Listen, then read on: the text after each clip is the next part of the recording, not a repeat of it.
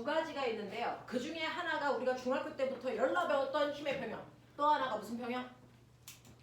또 하나가 무슨 평형? 이 단원에 우리가 배웠던 바로 무슨 평형? 돌림힘 평형.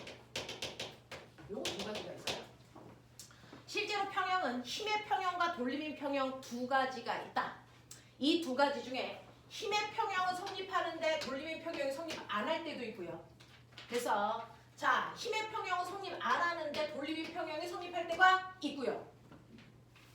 그래서 또는 두 개를 동시에 만족할 때도 있겠죠. 그래서 자, 그러면 이 둘을 동시에 만족할 때를 우리가 특별한 평형이라고 한다.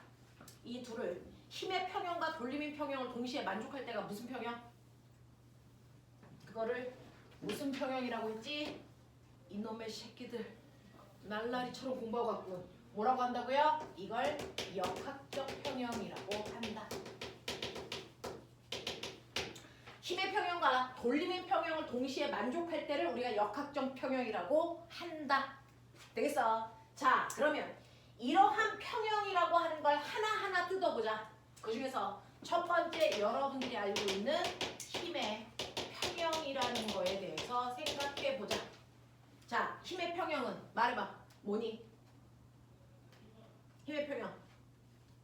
어떤 상태가 힘의 평형? 어떨 때를 힘의 평형이라고 할까요? 어떨 때가 힘의 평형? 알짜 힘이 0인 상태. 됐어? 힘의 평형은 알짜 힘이 0인 상태를 얘기한다. 아, 진짜 힘이 0인 상태?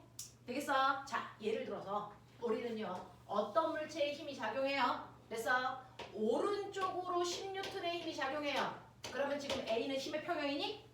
아니죠. 알짜 힘이 10이기 때문에요. 되겠어? 자, 얘 오른쪽으로 5N의 힘도 같이 작용해요. 그럼 힘의 평형이 됐니? 아니죠. 이럴 땐 알짜 힘이 얼마입니까? 15죠. 왜요? A라는 물체, A라는 힘하고요, B라는 힘이 어느 방향으로 작용하고 있니? 어느 방향? 같은 방향. 그래서 두 힘이요, 여러분들이 보시는 것처럼 첫 번째 같은 방향으로 힘이 작용해요. 그러면 힘이 하나가 아니고 두 개가 작용하니까 알짜 힘을 만들어야 되겠죠? 되겠어? 이렇게 여러 개의 힘이 동시에 작용할 때요, 이 힘을 합성해서 하나의 힘을 만드는 과정이요. 그래서 오른쪽으로 15N의 힘이 작용해요. 이렇게 얘기하고 싶은 거 아니야. 그죠? 여러 개의 힘을 하나의 힘으로 만드는 과정을 우리는 멋진 말로 힘을 뭐 한다 그러니? 합성해요. 이렇게 얘기해요. 그 합성한 결과 만들어진 하나의 힘을 저 두 힘에 바로 알짜 힘 또는 옛날 말로 합력 이렇게 표현해. 그래서 알짜 힘 또는 합력을 구하는 과정을 힘을 합성한다 그래. 자, 근데 힘을 합성하는 방법은 세 가지가 있어요.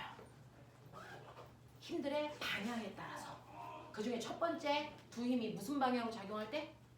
같은 방향으로 작용할 땐 뭐 하면 된다? 그냥 더하면 된다. 되겠어? 그러니 한 놈은 오른쪽으로 10N, 한 놈은 오른쪽으로 5N인 두 힘이 같은 방향일 때는요, 두 힘을 그냥 더하면 이 두 힘이 알짜 힘을 구할 수 있어. 이런 얘기잖아.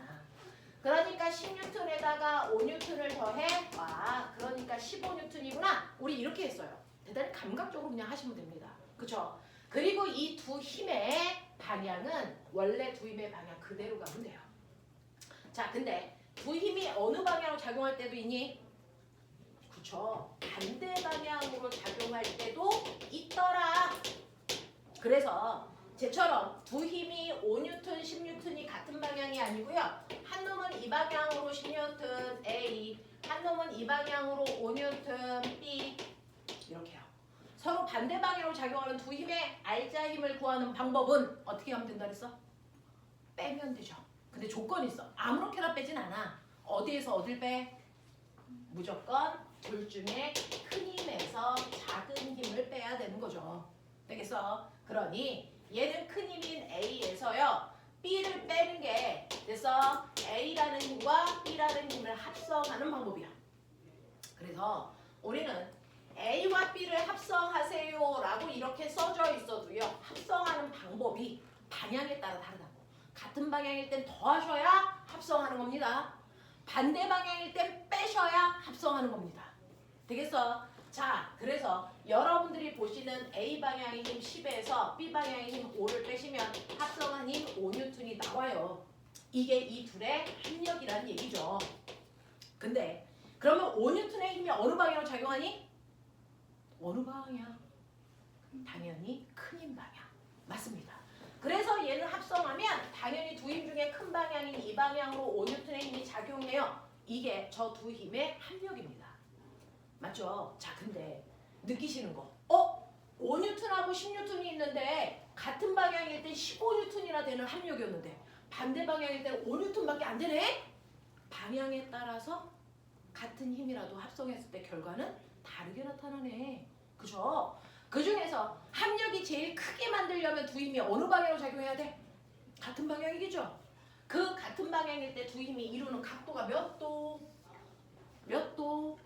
0도입니다. 두 힘이 이루는 각도가 0도일 때가 최대의 힘을 만들 수 있다. 이 뜻이죠. 그러면 두 힘이 반대 방향이라는 건 두 힘이 이루는 각도가 몇 도일까요? 몇 도일까요? 180도입니다. 아, 두 힘이 이루는 각도가 180도일 때 힘이 작네? 얼마나 작아? 저 두 힘으로 만들 수 있는 최소의 힘이 만들어진 거야. 되겠어? 서로 반대 방향일 때 최소의 힘이 만들어지는 각도야. 그러면 이것만으로 느낄 수 있는 거. 같은 힘이라도 두 힘이 이루는 각도가 커질수록 합력은 뭐해지고 있다? 두 힘이 이루는 각도가 벌어지면 벌어질수록. 그래서 합력은 점점 뭐해지고 있는 거니? 작아지고 있는 겁니다. 무슨 말인지 알아? 그러니 여러분들이 같은 방향도 아니고 반대 방향도 아닌 만약에 여러분들 학교에서 미친 선생이 더럽게 어려운 물투 수준의 문제를 낸다. 그건 같은 방향도 아니고 반대 방향도 아닌 나머지 비스듬한 방향으로 힘이 작용할 때를 낼 수도 있다. 그래서 비스듬한 방향으로 힘이 작용합니다. 비스듬하다는 건 0도보다 각도가 크고요. 180도보다 각도가 작은 모든 각도를 우리 비스듬한 방향이라고 부르는데요. 예를 들어 이 방향으로 4N의 힘이 4개가 작용하고 있다고 치자. 그리고 이 방향으로 3N의 힘이 작용하고 있다고 칠 겁니다.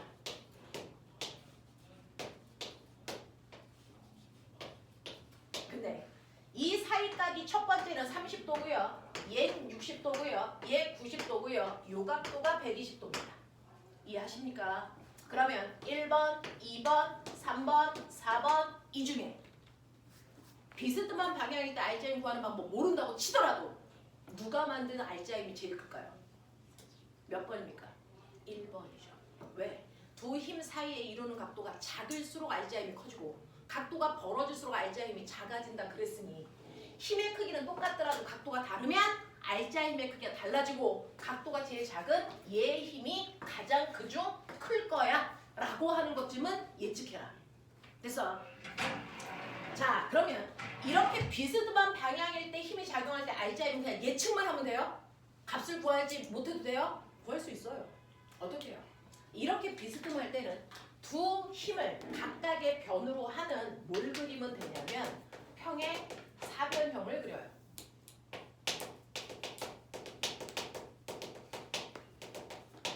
두 힘을 이용해서 평행사변형을 그린단 말이죠. 한 변이 F1 이쪽에 있다고 칠게요. 한 변은 이쪽으로 F2 이렇게 있다고 칠게요. 그러면 두 힘을 이용해서 평행사변형을 그리니까 얘와 평행하게 여기다가 또 다른 F1을 그려라 이 뜻입니다. 자, 그 다음에 여기에다가 또 다른 F2와 평행하게 이렇게 그려라. 됐어? 그럼 평행사변이 된 거죠. 그랬을 때 원래 두 힘의 작용점에서 반대편 꼭지점으로 대각선을 그렸을 때 이 대각선 방향이 알자임 방향이야. 그리고 대각선의 길이만큼이 알자임의 크기입니다. 그러니까 이 대각선의 길이만 구하시면 되죠. 나중에 여러분들이 영재나 과거 쪽을 생각하면 대각선 구하는 여러 가지 방법을 보여줄 건데 여러분들은 됐어 가장 기본적인 여기부터 시작하면 된다. 뭐부터요? 비스듬한데 이 각도가 90도일 때부터. 되겠어? 그러면 90도이면 평행사변형을 그렸을 때요. 원래 두 힘의 작용점에서 대각선을 그리면 사실은 대각선을 이용해서 이 반쪽이 뭐에 해당될까? 직각삼각형. 우리 피타밖에 안 쓴다. 알겠어? 직각삼각형이 되는 겁니다. 자, 그랬을 때 여러분들이 보시는 것처럼 여기가 4고 여기가 3이기 때문에 이 길이가 얼마여야 된다? 5겠구나. 그러면 적어도 얘네들은 힘이 알자 힘이 5보다 크다. 되겠어요? 얘는 알자 힘이 5보다 뭐하다? 작다. 이런 얘기를 생각할 수 있죠. 되겠어? 요 정도는 생각해 두자. 나머지 이런 것들은 지금 안 하셔도 된다. 되겠죠? 자, 그래서 피타까지는 건들 수 있어야 된다. 피타는 해야 된다. 되겠어? 자, 그래서 비스듬한 방향일 땐 이렇게 해서 알자 힘을 구하는 거구나. 자, 그러면 우리요. 이렇게 비스듬한 두 힘을 이용해서 알자 힘을 구하기 위해서 평행사변형을 그렸고 여기서 대각선이 알자 힘 F요. 얘는 F1, 얘는 F2 그랬잖아요. 여기가 90도잖아요. 그랬을 때 F1으로부터 F까지 이루는 각도를 세타라고 치자. 되겠어요? 이렇게 됩니다. 자, 그럼 이렇게 수직인 두 힘에서 평행사변형을 그렸을 때 대각선이 직각삼각형을 만드니까 우리가 구할 수 있구나. 그럼 거꾸로. 서로 다른 두 힘이 비스듬할 때 평행사변형 그려서 대각선이 알자 힘이야. 그리고 이 대각선의 길이가 알자 힘의 크기야. 되겠어? 네, 요건데요. 우리요, 거꾸로 이 방향의 힘하고요. 이 방향의 힘 두 개가 있을 때 합력을 구하면 얘라 그러죠. 그러면 거꾸로요. 이렇게 비스듬한 하나의 힘이 있다고 치자. F. 근데 이 힘을 서로 다른 두 개의 힘으로 분해하래. 힘을 합성한다의 거꾸로 된 말은 분해한다는 얘기야. 힘을 분해해봐 라고 한다. 그러면 항상 X축 방향으로 수선의 반을 내려서요. 얘와 연결해 보시면 이게 F의 X축 방향의 힘이야. 그렇죠? Y축 방향으로 수선의 반을 내려서 연결하시면 이게 F의 Y축 방향의 힘이야. 그래서 두 힘으로 분해했어. 수선의 반을 내렸으니까 여기가 90도인 거 자명해. 그치? 그리고 F라는 힘과 Fx 사이에 이루는 각도가 세타라고요. 그래서 나는 F라고 하는 힘을요. 그래서 수평 방향의 힘과 수직 방향의 두 힘으로 나누고 싶어요. 그래서 힘을 분석해서 문제를 풀고 싶어요. 이렇게 됩니다. 그랬을 때 여러분들 얘가 직각삼각형이라는 거 여러분들 아세요? 그렇다면 이 fx라는 건 직각삼각형 빗변이 f라고 그러잖아요. 그러면 얘 크기는 사인 코사인. f의 사인 값일까 코사인 값일까? 네, 각도 옆에 있는 값이 코사인 값인 거 알고 계시죠? 그래서 fx는 f의 코사인 세타 값이다. 예를 들어 이 힘이 20N이라고 칠게요. 그리고 이 각도가 30도라고 줄게요. 그렇다면 X축 방향으로 작용하는 실제 힘은 얼마니? 라고 하면 20 곱하기 코사인 30이 2분의 루트 3이니까 10루트 3으로 땡기는구나. 이 얘기 하자는 거야. 괜찮아? 오케이. 마주보고 있는 변은요. 각도와 마주보고 있는 값은 코사인이 사인이? 이거 사인입니다. 각도가 마주보고 있는 값은 사인 값이야. 빗변에. 그러니까 fy라고 하는 값은 사실은 f의 사인 세타 값이래요. 이거 구할 수 있죠. 그랬을 때 f 값이 20이고요. 사인 30은 2분의 1이니까 얘는 사실은 위쪽 방향으로 10N의 힘으로 당기고 있는 효과구나. 이런 느낌이에요. 되겠어? 이런 식으로 힘을 분해해서 문제를 푸시면 엄청 좋습니다. 자, 이 힘을 언제 분해할 필요가 있냐면 여러분들은 수평 방향의 물체의 운동은 그동안 너무 많이 했기 때문에 실제로 학교에서는 수평 방향 운동 말고요. 경사면에서 물체의 운동을 살짝 심한 문제로 껴준다고요. 경사면에 이루는 각도가 세타인데 오맹아 여기에 질량이 m인 물체로 놓을 거야. A. 근데 물체와 바닥 사이 마찰이 없어. 그러면 빗면에다가 내가 물체를 놓고 손을 치우면 어떻게 되니? 이 새끼 경사면 아래쪽으로 훅 내려가지. 그러면 경사면 아래쪽으로 얘를 누군가가 당기고 있다는 거지. 근데 내가 안 당겼는데? 이 힘 어디서 왔어? 어디서 왔게? 중력에서 온 겁니다. 되겠어? 이 물체는요, 지구 중심 방향으로 물체를 잡아당기는 중력이라는 힘이 작용하고 있잖아요. 됐어? 근데 이 중력이라는 힘이 사실은 경사면에서요, 경사면과 나란한 방향의 힘하고요, 경사면과 수직한 방향의 두 힘으로 분해된 거예요. 됐어? 그래서 경사면과 수직한 방향의 힘은 경사면을 쿵 누를 거고요, 경사면과 나란한 방향의 힘이 얘를 아래쪽으로 싹 잡아당길 겁니다.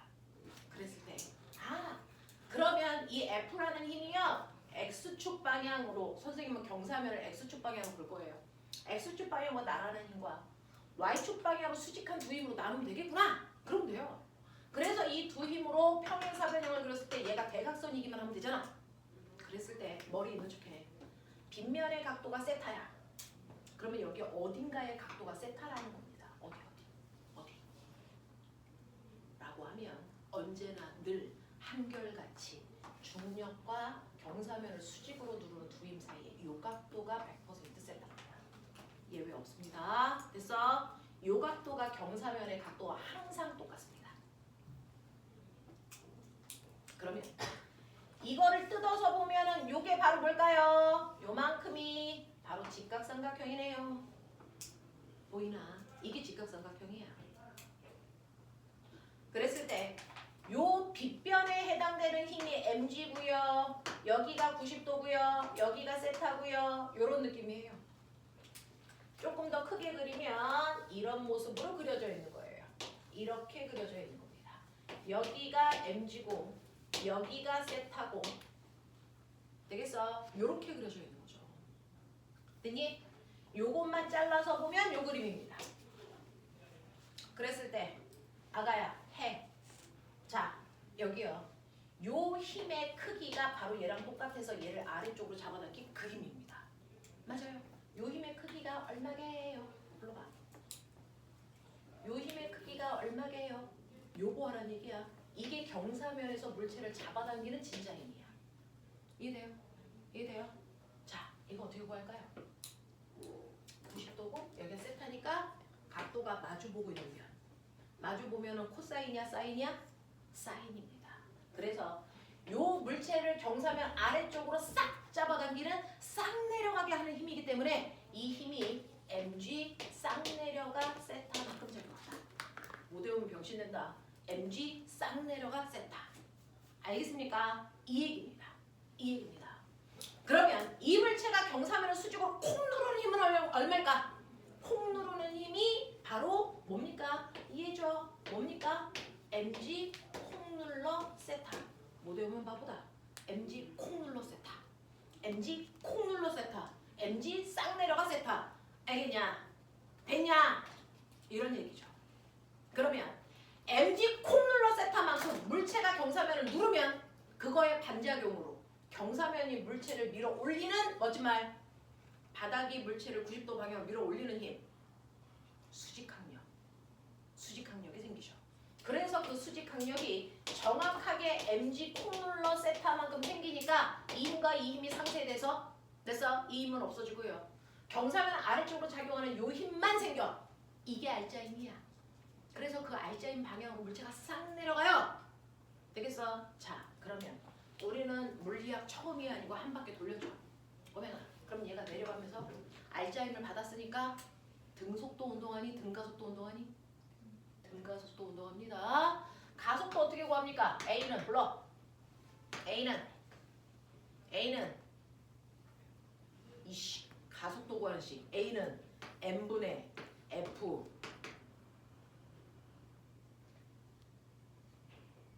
너무 오랜만이라서 다 까먹었어요. 그러면 너는 죽인다. A는 M분의 F죠. 자, 이때 이물체의 질량이 M이고요. 알자 힘은 얼마입니까? mg 싹 내려가 세타입니다. 이해돼?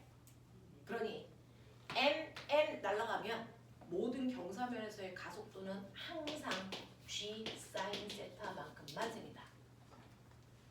그래서 경사면에서 모든 물체는요, 알자임이 mg 싹 내려가 세타니까 거기에 놨을 때 물체가 내려갈 때 생기는 가속도는 g 사인 세타입니다. 맞아? 예를 들어 이 각도가 30도라고 치자. 그럼 얘는 얼마의 가속도로 내려오니? 얼마? 2분의 1g.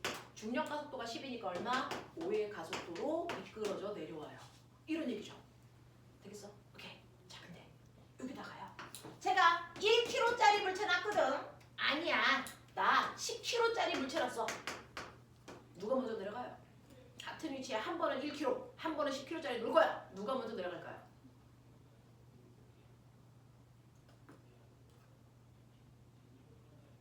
이 경사를 더 세워, 새끼야. 더 세워. 더 세워. 그래서 언제까지 세울 거야? 이거 90도 될 때까지 세워봐. 90도 될 때까지 세워서 하나는 1kg짜리를, 하나는 10kg짜리를 떨어뜨려봐. 이거 뭐죠, 우리? 이거 뭐 하는 거죠? 자유한가. 누가 먼저 떨어지게? 가벼운 깃털과 무거운 쇠고수를 같은 높이에서 동시에 자유낙하 시켜요. 누가 먼저 떨어집니까? 이거 중학교 3학년 요번에 시험범인데 잘했다는 애.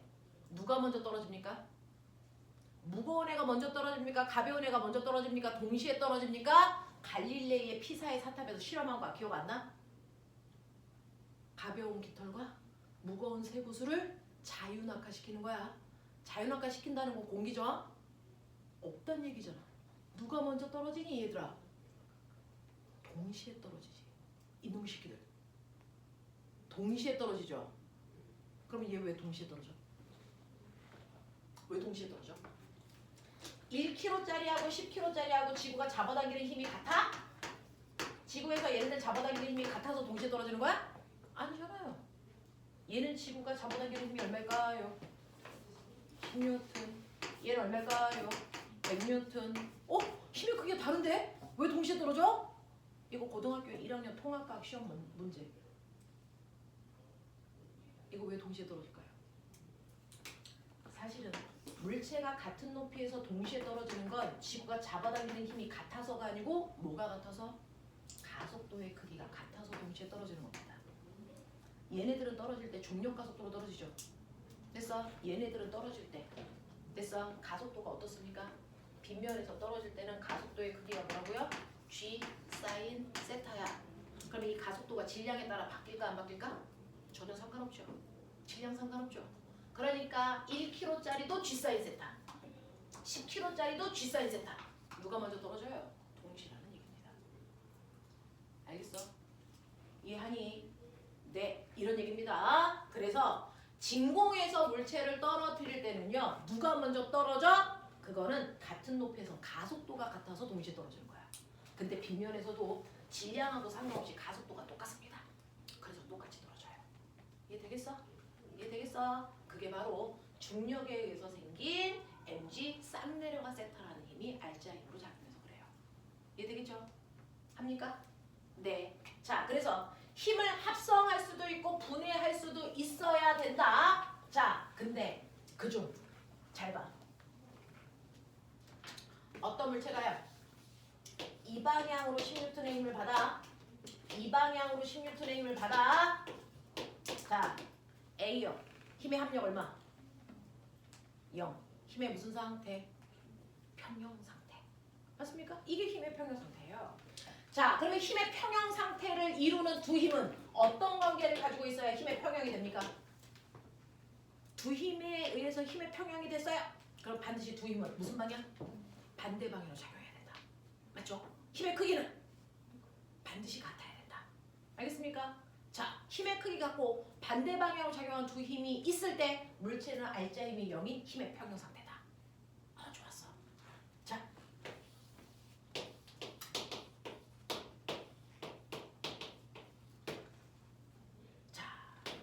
B요. 힘의 평형 상태가 성립하니? 얘 힘의 평형이니? 라고 하는 걸 판단하자.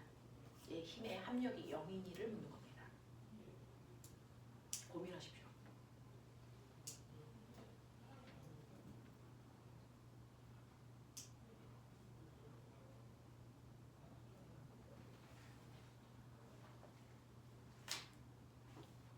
정원아, 이게 합력이 0이니?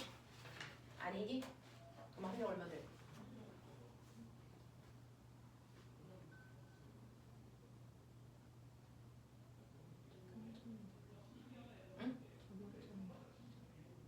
작용점이 달라요. 근데 합력은 얼마냐고요? 그럼 나 물어볼게요. 여기 있는 다라는 힘하고 여기 있는 라라는 힘은 무슨 방향이에요? 반대 방향.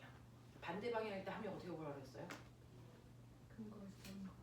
네. 그럼 얼마인데요? 그럼 합력이 0이잖아요. 이거 힘의 평형일까 아닐까? 이거 평형입니다. 이거 힘의 평형입니다.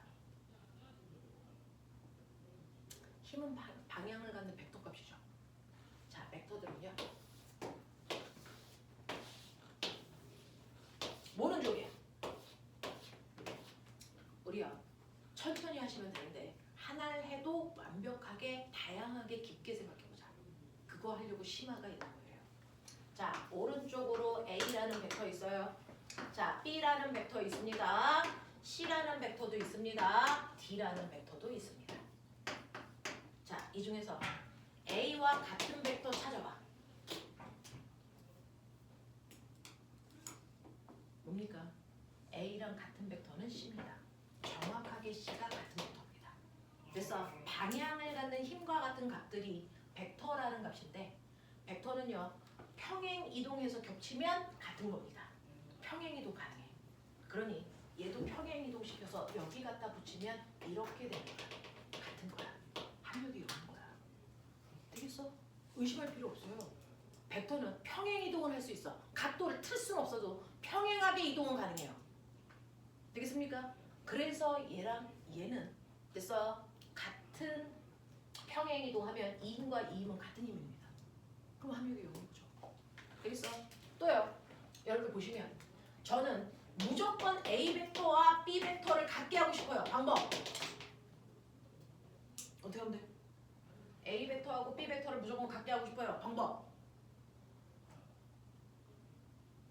A 벡터와 B 벡터를 무조건 같게 하고 싶어. 방법. A 벡터의 크기를 2배 크게 하면 되죠? 그거 어떻게 쓸까요? A 벡터의 크기를 2배 크게 하세요. 어떻게 할까요? 2 A 벡터. 이거 A 벡터 크기 2배 하는 뜻입니다.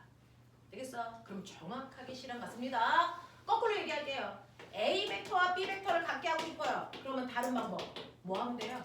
B 벡터의 크기를 절반으로 줄여도 된다. 됐어? 이렇게 쓰면 돼요. 산술적인 크기 계산. 자, 저요. A 벡터하고요. B 벡터를 무조건 같게 하고 싶어요. 방법 알려주세요. 얘하고요. 얘를 무조건 같게 하고 싶어요. 방법 알려주세요. 어떻게 하면 돼요? 둘 중에 하나의 방향을 정반대로 바꾸면 되잖아요. 그걸 기호로 어떻게 표현할 거야? 반대 방향. 어떻게 해요? 마이너스요. 그래서 마이너스라는 기호는 물리에서 반대 방향으로 라는 뜻이거든요. 되겠어? 이런 식으로요. 힘과 같이 방향을 갖는 벡터들은요. 이런 식으로 여러분들 마이너스라는 기호, 그 다음에 평행이동 가능하다는 거. 이거 기억하셔야 돼요. 그러니 이 힘하고 이 힘은 평행이동하니까 같은 힘이거든요. 그러니까 얘가 10N이면 얘 여기 써서 10N 작용한다? 이렇게 생각해도 되는 거예요. 합력을 구할 때는. 그러면 얘는 합력이 얼마다? 0이다. 아, 그러면 얘 힘의 평형 성립하니? 얘 힘의 평형 성립해요. 합력이 0이거든요. 근데 얘도 합력이 0이래요. 근데 되게 뭔가가 찝찝하죠, 정원아. 뭐가 찝찝하니? 얘는 왜 합력이 0이 아니라고 생각했어? 안 들려. 작용점이 달라서 결과적으로 저렇게 힘을 주면 어떻게 되는데 쟤? 돌아가요. 얘는요? 안 돌아가요. 그럼 나 물어볼게요. 돌리는 게 힘이야? 물체를 회전시킬 수 있는 능력이 힘이야?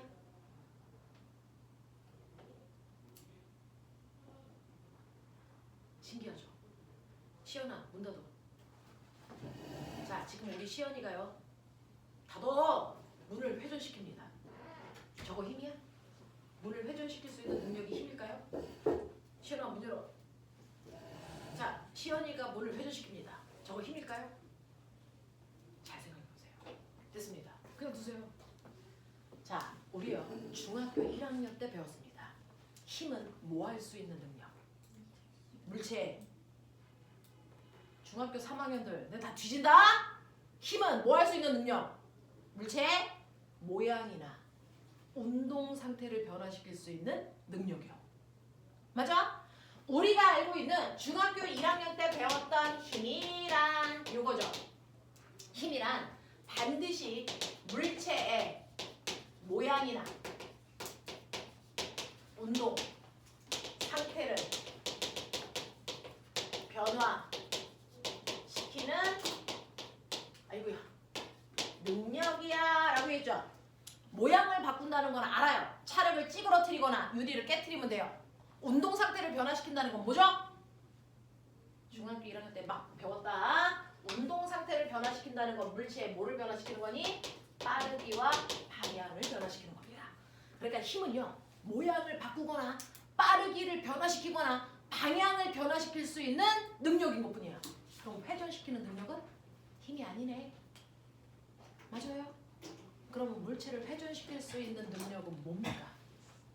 물체를 회전시킬 수 있는 능력은 뭡니까? 그건 돌림힘입니다. 힘하고 다릅니다. 그래서 힘은 물체를 이동시키거나 방향을 바꾸거나 모양을 바꾸는 건데 얘요. 정원아 봐. 얘 회전한다고 네가 그랬지? 그러면 회전을 해. 그럼 얘는 이동도 하니? 얘 옆으로 가기도 하니? 아니죠. 왜 안 가요? 힘의 합력이 얼마니까? 0이니까. 그래서 이동 못해요. 알겠습니까? 모양도 안 바뀌어요. 단지 뭐 한다고? 뺑글뺑글 돈다고. 회전한다고. 이 회전시킬 수 있는 능력은 힘이 아니다. 되겠습니까? 물체를 회전시킬 수 있는 능력을 우리 뭐라 그런다? 아까 시연이가 문을 닫았다 열었다 하는 그 능력은 바로 돌림힘입니다. 되겠어? 돌림힘입니다. 얘는요. 회전하니 안 하니? 안 해요. 왜요?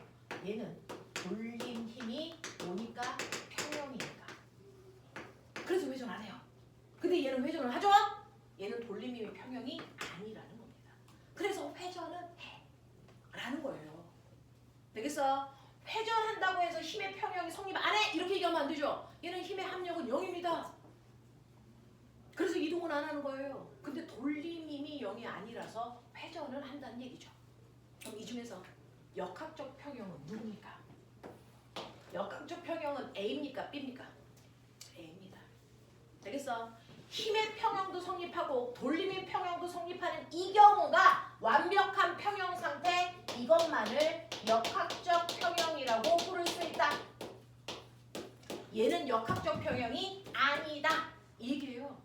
이해합니까? 자, 그러면 우리는 고등학교는 단순하게 얘 배우겠다는 얘기입니다. 얘.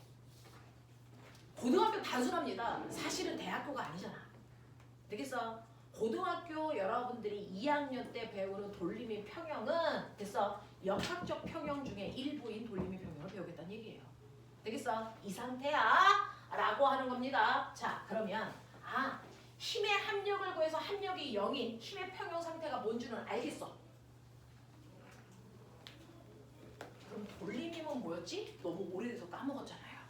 되겠어? 저 문을 닫았다 열었다 할 때 제가 회전을 했는데 어딜 중심으로 회전했죠? 이 문이 어딜 중심으로 회전을 했죠? 이 문이요. 회전하네? 얘가 어딜 중심으로 회전하고 있니? 보이세요? 여기 있는 중심이죠. 됐어? 뭔가 회전할 때 중심축이 필요합니다. 그 중심축을 이용해서 물체를 회전시킬 수 있는 능력을 돌림힘이라고 하는데 저거를 선생님이 칠판에다 그리면 이래요. 여기에 자 회전할 때 중심축인 경첩을 여기다 박았다 이렇게 생각하면 돼요. 회전할 때 중심축을 우리는요 이렇게 그려놓고 얘를 우리가 받침점 이렇게 얘기해. 받침점. 자 그럼 나는 이 막대기를 회전시키고 싶어. 막대기를 회전시키려면 어떻게 하면 돼? 막대기를 됐어. 받침점으로부터 멀리 떨어진 위치 여기에다가 물체를 회전시킬 수 있는 능력을 만들어서 줄 거야. 자 여기는 받침점으로부터 얼마만큼 떨어져 있어? R 2m만큼 떨어져 있어. 그러면 얘를 회전시키려면 힘을 어떻게 줘야 되지? 어떻게 줘야 되지? 이렇게 수평으로 줘야 되나? 어떻게 줘야 되지? 수직으로 줘야죠. 뭐와 수직? 뭐와 수직? 받침점으로부터 떨어져 있는 거리와 수직한 방향으로 힘을 주셔야 돼요. 됐어? 그래서 이렇게 수직한 방향으로 눌러주는 힘을 줄 거예요. 제가요 얼마? 10N이요. 이렇게 힘을 줬더니 이 새끼가 돌아서 여기까지 왔습니다. 아 돌았구나. 돌림힘이 작용했구나. 어느 방향? 나 한번 보자. 이거 무슨 방향이냐 이거 시계 방향 반시계 방향. 내가 이제 궁금한 게 있어. 이게 시계 방향이냐 반시계 방향이냐 이 아가들아. 이거 시계 방향이다. 그러니까 전자시계 그만 보고 아날로그 시계 봐. 이거 시계 방향이야 임마. 되겠어? 그래서 얘는 시계 방향으로 회전했어요. 그러면 이렇게 물체를 회전시킬 수 있는 능력 돌림힘 어떻게 구한다고 했지? 돌림힘을요 우리 타우라는 식으로 쓰고요. 자 돌림힘은 받침점으로부터 떨어져 있는 거리에 90도 방향으로 작용한 힘을 곱하시면 된다. 이랬습니다. 맞아. 쟤는 받침점으로부터 떨어져 있는 거리가 얼마냐면 2m고요. 그 2m로부터 수직 방향으로 작용한 힘의 크기가 얼마입니까? 10N이에요. 맞아. 그랬을 때 숫자는 숫자끼리 곱하고요. 단위는 단위끼리 곱해야 돌림힘이 나오는 거죠. 자, 그래서 얘는 돌림힘이 20Nm/M만큼 작용하고 있어요. 이런 얘기였어요. 20Nm/M만큼 작용했어요. 이런 얘기죠. 자, 이 돌림힘을 가장 우리가 어렸을 때 가장 먼저 만났었던 게 놀이터에 있는 시소. 기억나냐? 자, 시소에 우리 아빠가 앉아가지고요. 똥꼬로 누르고 계세요. 그쵸? 받침점으로부터 1m 떨어진 곳에 80kg짜리 아빠가 앉아있다는 얘기죠. 그러면 아빠는 아무도 없으면 이 시소가 아빠가 누르는 방향으로 회전해서 이렇게 가려는 돌림힘을 주고 계신 거야. 그러면 아빠가 만든 돌림힘 방향은 보이세요? 이게 무슨 방향이야? 그렇지. 맞았네. 됐어. 이게 바로 반시계 방향으로 작용하는 돌림힘을 주고 계신 거예요. 그러면 아빠가 만든 반시계 방향의 돌림힘은요. 아빠가 수직 방향으로 누르는 힘 얼마요? 80kg니까 800N이겠죠. 800N의 힘으로 받침점으로부터 얼마 떨어진 곳에서 누르고 있어? 1m. 그래서 얘 돌림힘의 크기가 얼마야? 800Nm를 아빠가 주고 계셔. 그러니까 아빠 혼자 있으면 돌아야 돼. 알겠지? 네. 근데요. 반대편에 아가가 앉을 거야. 아들이 이렇게 앉아요. 아들은 40kg짜리 아들이 앉아 있어요. 됐어? 그래서 아빠 쪽으로 회전하지 않고 돌림의 평형을 유지하고 싶어요. 그러면 아들은 똥꼬로 누르겠죠? 그래서 사실은 아들 혼자 있으면 이렇게 회전시키려고 할 거야. 맞니? 아들이 만드는 돌림힘은 시계 방향의 돌림힘을 주는데 아빠가 만든 반시계 방향의 돌림힘과 아들이 만든 시계 방향의 돌림힘의 크기가 뭐하다면 같다면 어느 쪽으로도 회전하지 않아요. 이렇게 돼요. 자, 그러면 회전하지 않게 시계 방향으로도 아빠와 같은 800의 돌림힘을 만들면 됩니다. 근데 아들은 똥꼬로 누르는 힘이 40kg니까 400N입니다. 그럼 몇 미터 떨어진 곳에 앉아있으면 되겠니? 2m 떨어진 곳에 앉아있으면 돌림힘 평형이 되겠구나. 이 얘기잖아요. 그쵸?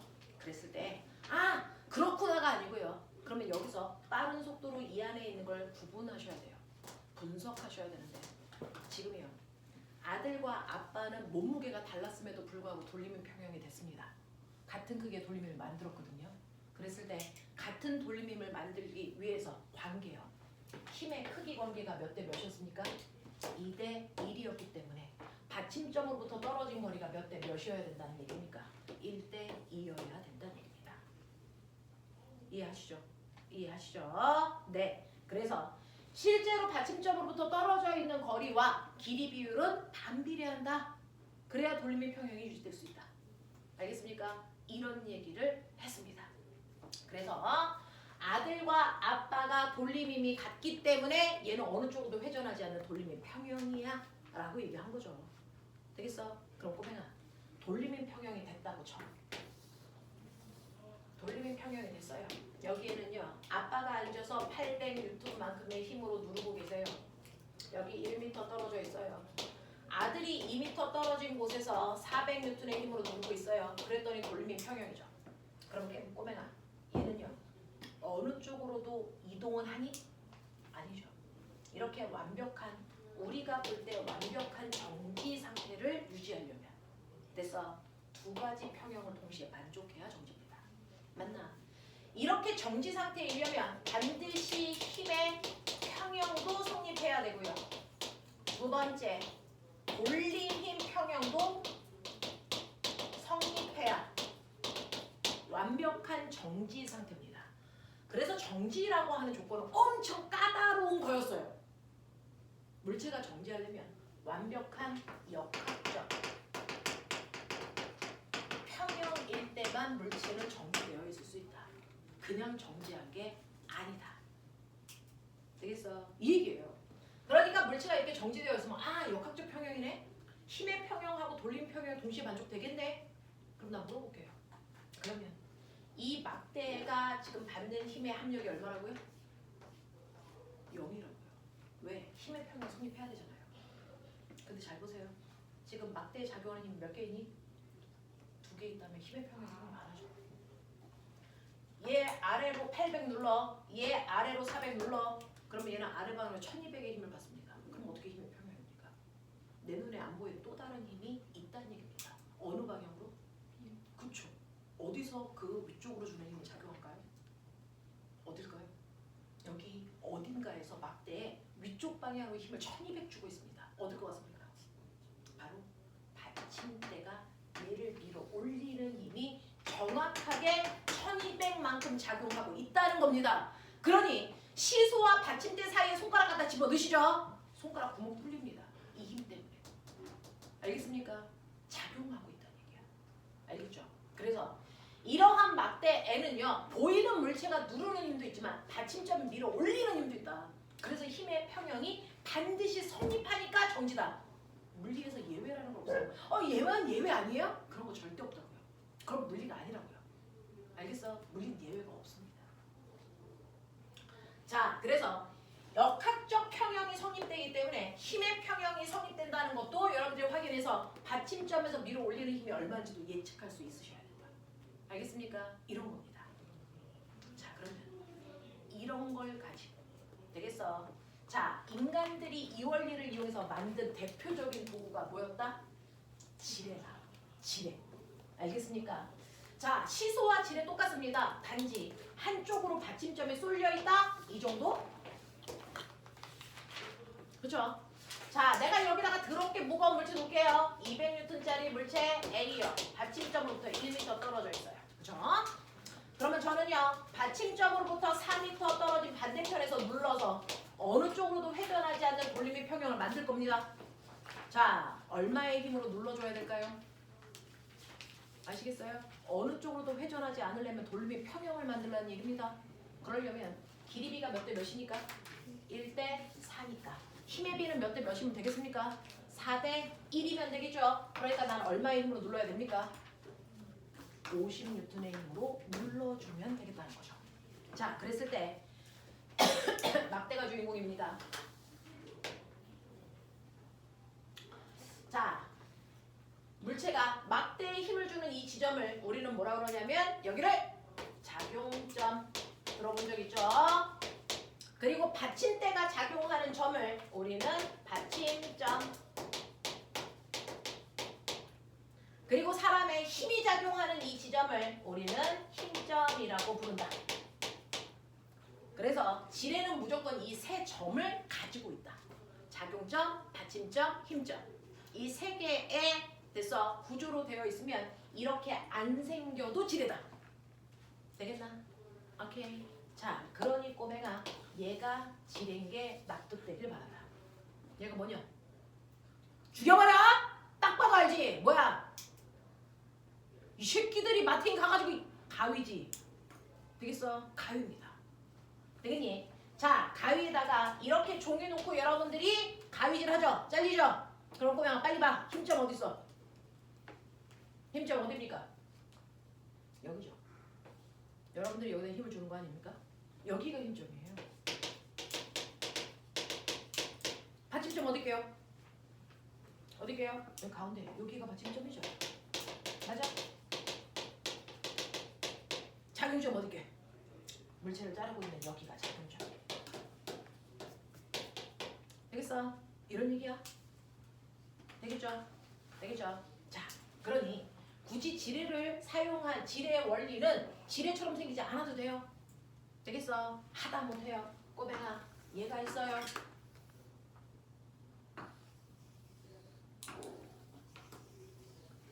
작은 바퀴와 큰 바퀴가 같은 점을 중심으로 같이 돌아요. 그중 작은 바퀴 쪽에 엄청 무거운 물체를 매달 거야. 200N. 그리고 긴 바퀴 쪽에 있는 실을 내가 잡아당길 거야. 그래서 이거 당기면 얘가 돌면서 얘가 올라가. 알겠어? 자, 이 실을 당길 겁니다. 근데 요 길이가 1일 때요. 요 길이가 얼마냐면 요 길이가 5래요. 저 얼마의 힘으로 당기면은 이 물체 들어 올릴 수 있을까요? 라고 합니다. 돌림인 평형일 때 돼서 물체는 정지한 상태면 정지죠. 근데 이동하는 상태면 등속도로 움직입니다. 알겠어요? 자, 얘를 들 수 있는 최소한의 힘이 바로 돌림인 평형을 유지하는 힘입니다. 근데 이거 잘 보시면 이 자체가 지뢰인 거 아세요? 지뢰처럼 안 보이죠? 자, 이렇게 큰 바퀴와 작은 바퀴가 한꺼번에 돌고 있는 얘를 우리는 축바퀴라고 불러요. 이게 축바퀴인데요. 사실은 얘는 지뢰입니다. 왜요? 이거 잘 보시면요. 얘가 이렇게 돌고요. 얘가 이렇게 돌 때 도는 축이 있죠? 어딥니까? 여기가 중심축입니다. 맞아요. 그래서 잘 보시면 얘는요. 이 자체가 지뢰입니다. 그죠?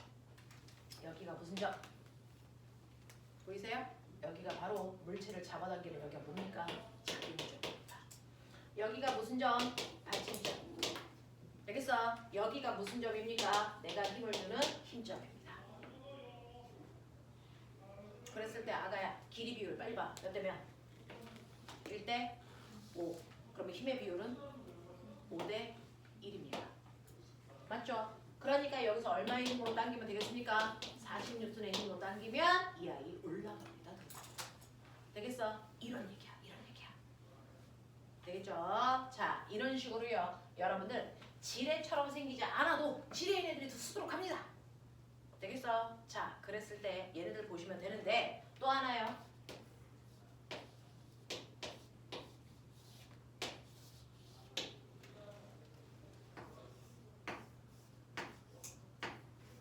뭐게요? 병따개. 이놈의 새끼들이 진짜 병따개. 어이가 없는 시기다. 자, 여기를 꾹 누르고요. 여기 있는 뚜껑을 얘가 들어 올리겠죠? 자, 그러기 위해서 나는 여기서 힘을 줘서 이렇게 딱 하고 따겠죠? 집에 병따개 하나씩 사줘. 이놈 새끼들이. 자, 그러면 여기가 무슨 점이냐면 여기가 받침점. 여기가 무슨 점이냐면 여기가 작용점. 물체를 들어 올리니까 여기가 바로 힘점인데 아가야. 요게 1. 요 사이의 거리는 2. 병뚜껑을 따려면 병뚜껑한테 줘야 되는 힘은 실제로 600 줘야 따져. 그럼 나 여기다 얼마 줘야 돼? 여기서 얼마의 힘으로 들어야 병뚜껑이 따질까요? 라고 하면 무조건 길이 비와 힘의 비는 반비례한다. 맞아? 그럼 꼬맹아, 작용점 때 힘점의 길이 비가 몇 대 몇이니? 작용점 대 힘점의 길이비가 몇 대 몇일까요? 작용점 대 힘점의 길이비가 몇 대 몇일까요? 1대 3입니다. 항상 길이는 받침점에서 작용점까지, 받침점에서 힘점까지의 길이를 재는 거였어요. 됐죠?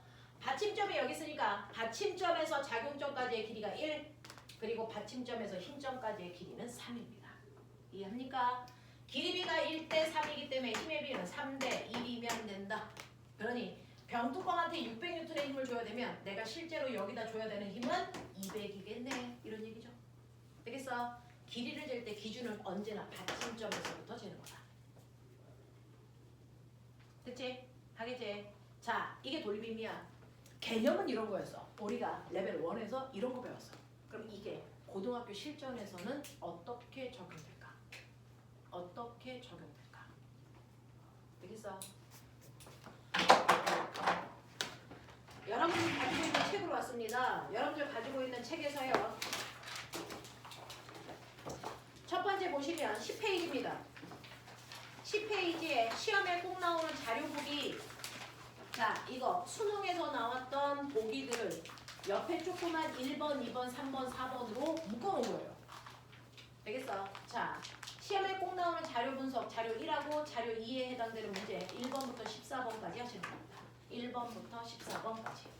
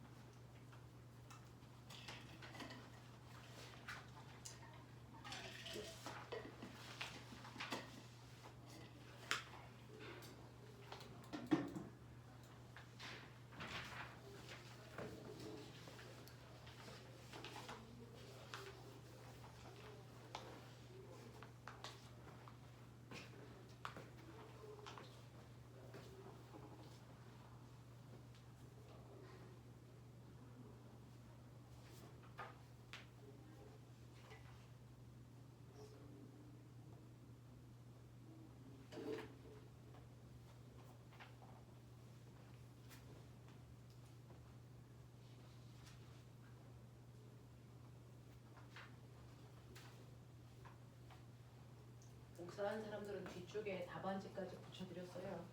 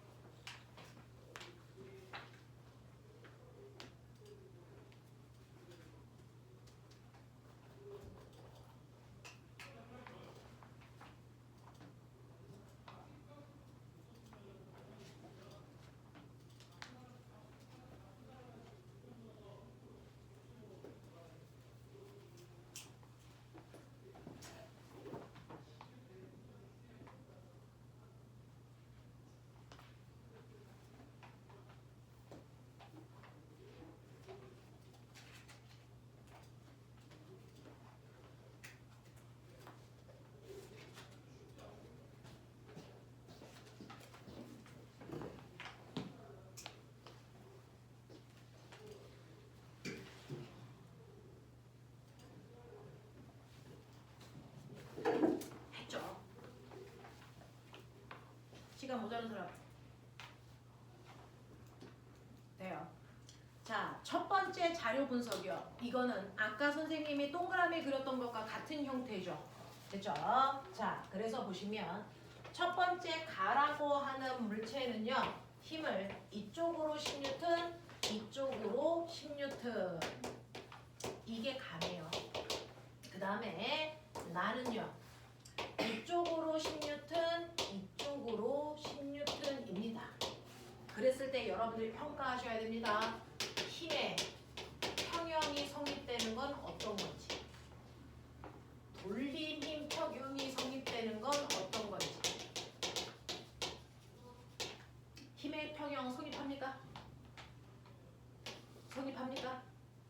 네.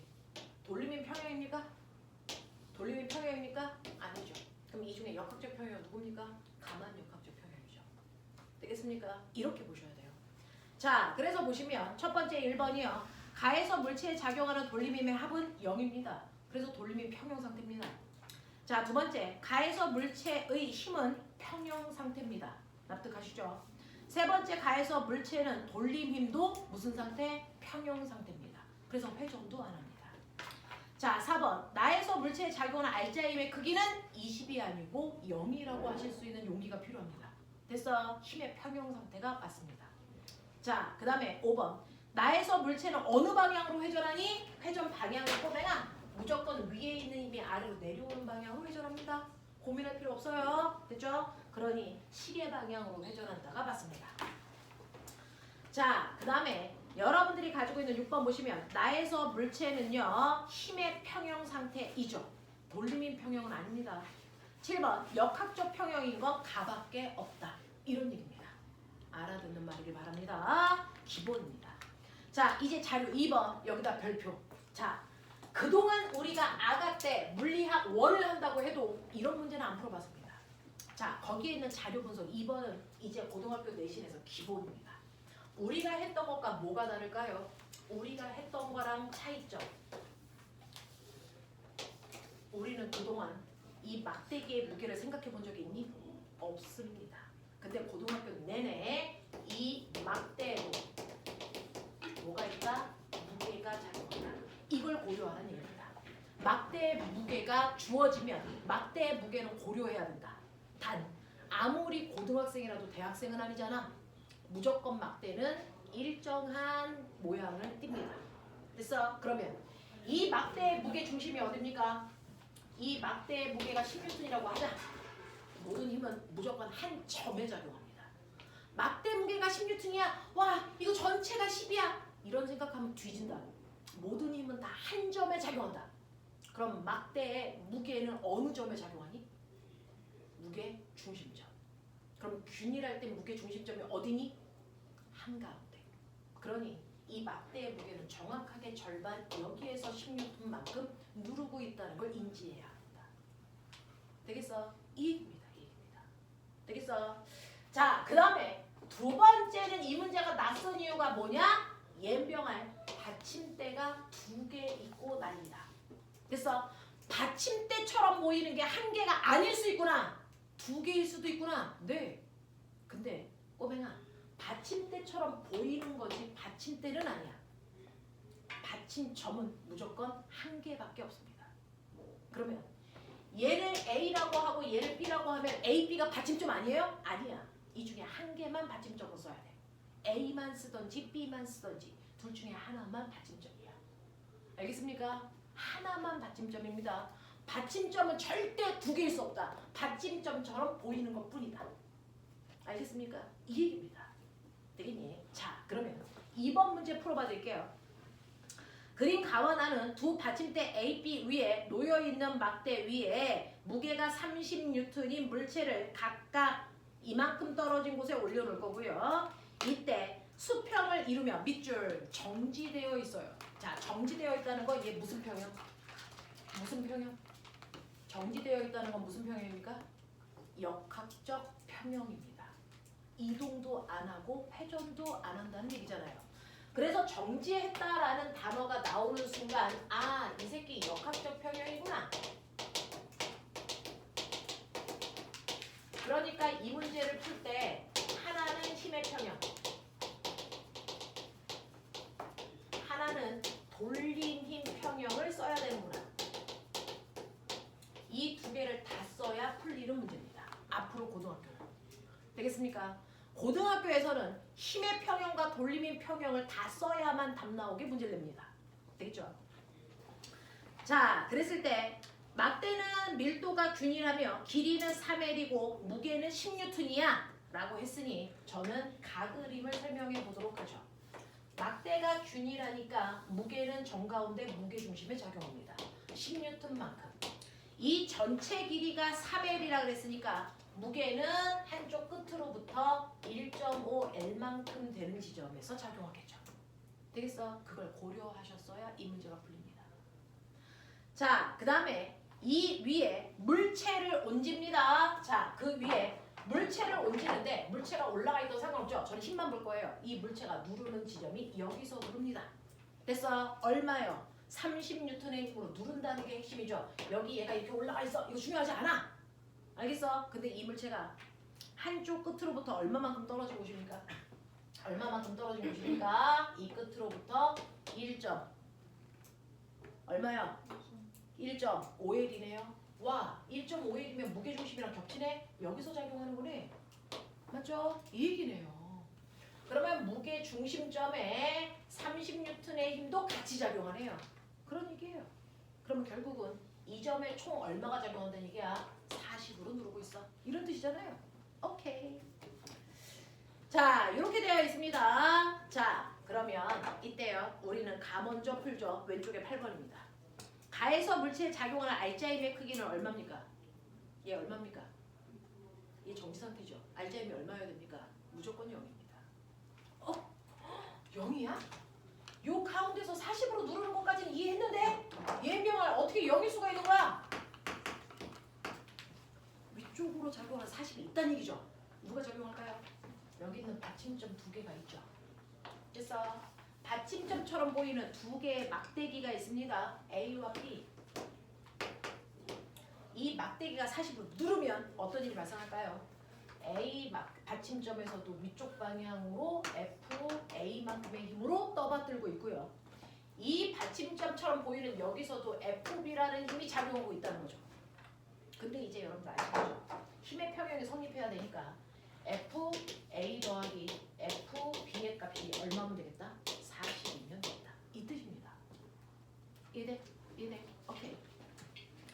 자, 그 다음에 자, 가에서 A 막대기에 작용하는 힘이 얼마냐? 결국은 이거 묻고 싶어.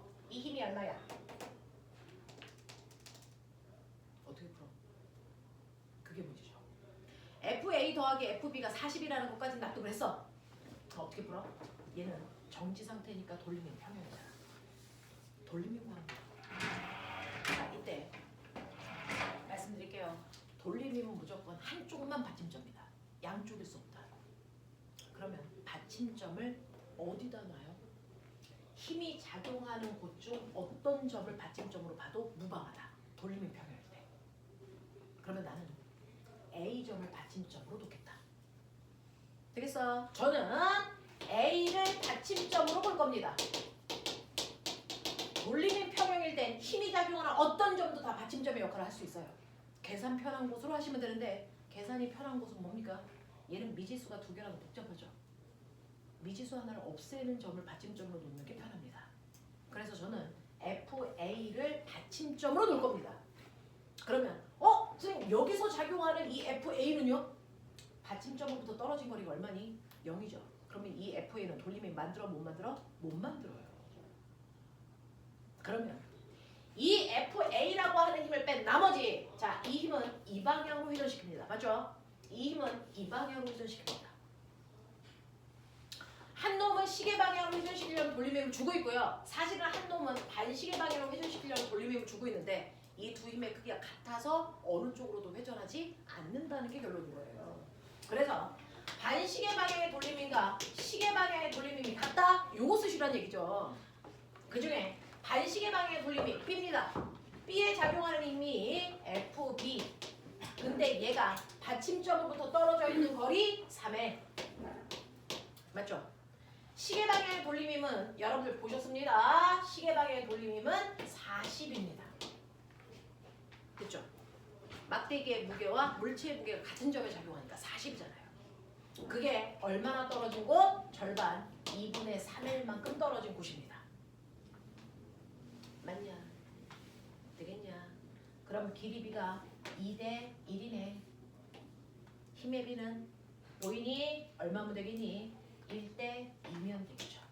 그러면 여기가 40N이니까 여기가 얼마? 20N이구나가 막바로 나와요. 되겠어? 아, FB가 20이래. 그래? 그러면 FA는 똑같이 21mm고 이렇게 가는 거야. 되겠죠? 자, 그래서 여러분들이 가지고 있는 9번 문제 A 막대에 작용하는 힘의 크기가 20이라는 게 20이라고 쓰시면 되겠습니다. 10번 가죠. 자에서 B를 회전축으로 했을 때 요번에는 우리는 A를 회전축으로 했는데 되겠어? B를 회전축으로 해. 그럼 B를 받침점으로 해볼까? B를 받침점으로 하면 꼬명아 여기를 받침점으로 하면 20N의 이 힘은 돌림이 못 만들어? 그러면 B를 받침점으로 할 때 얘는요 이 방향으로 회전, 얘는 이 방향으로 회전시키려고 하잖아. 근데 어쨌든 간에 돌림이 평형이잖아. 그럼 해볼까요? 자, 이 방향의 돌림이면요 40 곱하기 2분의 3이에요. 맞죠? 자, 얘는요 20 곱하기 얼마? 3이에요. 되겠냐? 그래서 보시면 길이비가 1대1인데 힘의 비는 2대1 돌림이 평형. 어디를 받침점으로 해도 무방하다는 얘기입니다. 되겠죠? 자, 그래서 가에서 B를 회전축으로 했을 때 A가 막대에 작용하는 힘에 의한 돌림인과 물체가 작용하는 돌림힘의 크기는 서로 무슨 방향? 반대 방향입니다. 그래서 돌림의 평형이 되는 겁니다. 자, 11번 볼게요. 자, 11번은 이제 여러분들이 한번 해보실래요? 나그림을 한번 해석해 보실래요?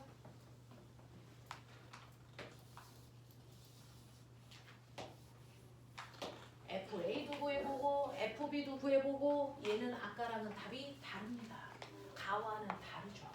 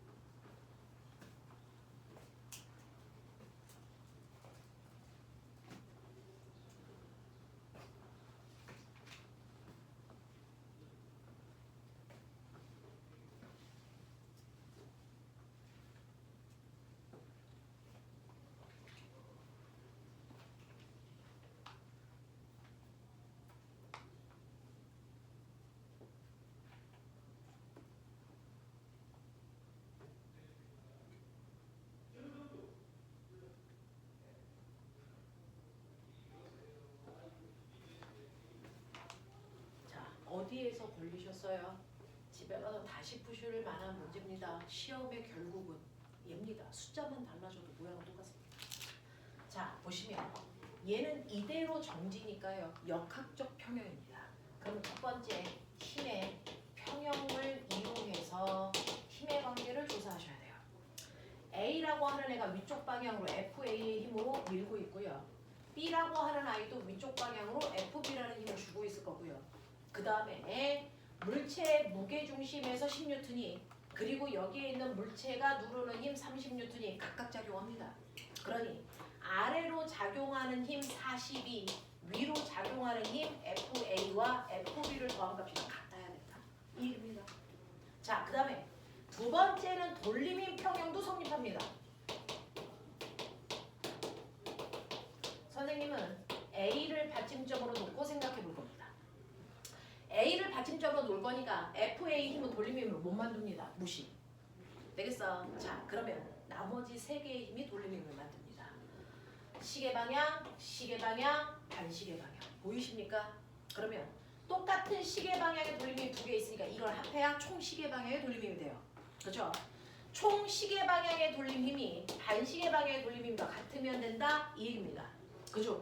시계 방향의 돌림 힘 중에 첫 번째, 두 번째요. 첫 번째 시계 방향 돌림 힘은 막대 무게가 작용하는 힘입니다. 10N짜리가 2분의 3L 떨어진 곳에 있네요. 두 번째 시계 방향의 돌림 힘은 30N이라는 힘이요. 받침점으로부터 2L만큼 떨어진 곳에 있네요. 자, 이게 반시계 방향의 돌림이랑 같은데 반시계 방향의 돌림은 FB가 3L만큼 떨어진 곳에 있다는 얘기입니다. 그래서 요거 계산하시면 얼마 나오냐면 75L 나옵니다. 납득이 됩니까? 오케이. 그러면 얘도 75L이 되면 되겠죠? 얼마면 되겠습니까? 얼마면 되냐? 25. 되겠어? 그래서 FB의 값이 25N이구나 이 값이에요. 아, 이렇게 되니까 물체의 위치를 살짝 오른쪽으로 이동시켰더니 오른쪽 받침대가 더 많은 힘을 받는 거구나. 그래요. 그래서 얘가 25N이라는 거죠. 그러면 FB가 25N이니까 FA는 15N밖에 안 돼. 이런 얘기예요. 되겠습니까? 이런 식으로 해결하셔야 됩니다. 그래서 여러분들이 가지고 있는 11번 문제요. 나에서 물체가 놓인 지점을 회전축으로 했을 때 돌림힘의 합은요 0입니다. 왜? 나도 돌림힘 평형 상태니까. 12번 보시면요. 나에서 B의 막대에 작용하는 힘의 크기 25라고 구해드렸고요. 자, 13번 보시면 나에서 A를 회전축으로 했을 때 B의 회전축으로 했을 때 각각 돌림힘의 합은 같습니다. 회전축을 A로 봐도 B로 봐도 돌림힘 평형 상태는 유지합니다. 되겠어? 받침점이 어디로 바뀌어도 결과는 같다라는 얘기입니다. 14번 가와 나 모두 역학적 평형 상태다. 완벽한 정지 상태니까. 되겠습니까? 이런 얘기입니다. 납득 안 되는 거. 선생님이 1시간 반 정도 돼서 돌림힘과 관련된 유형들을 한번 보여줬어요.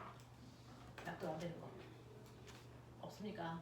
자, 10분만 끌어드릴게요. 10분만 쉬었다가 물체의 안정성 하고 거기에 있는 심화 문제 풀죠.